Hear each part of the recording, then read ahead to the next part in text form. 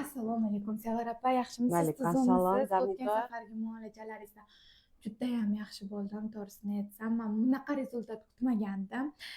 Keyin anaqa vес tashlash bo'yicha ham menga bergan maslahatlaringiz judayam zo'r. Hech qadimgi hech qanaqa ta'sir ham qilmadi. Boshqacha mana bunaqa reaksiyalar ham bo'lmadi. Mazkur judayam to'g'risini aytsam, shunaqa ishondim. Boshqa odamlarga ham tavsiya qildim. Men juda ham xursandman bergan tavsiyalarim, muolajalarim sizga ta'sir qilganiga. Sizga ham rahmat. Chunki bergan tavsiyalarim, muolajalarimni vaqtida qilganingiz uchun ham xuddi shunaqa rezultat oldingiz. Zarnigor o'tgan gal analizda topshirganingiz, hozir shuni ko'rib chiqamiz. Nimani yana korreksiya qilish kerak, yana sizga qanday muolajalar, tavsiyalar berishim haqida gaplashib o'tamiz.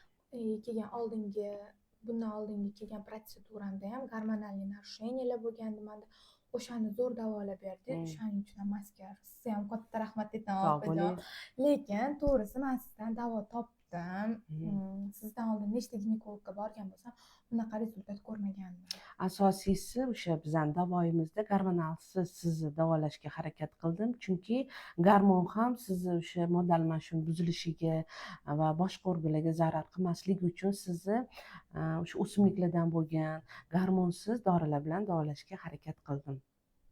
Juda ham xursandman samara berganda.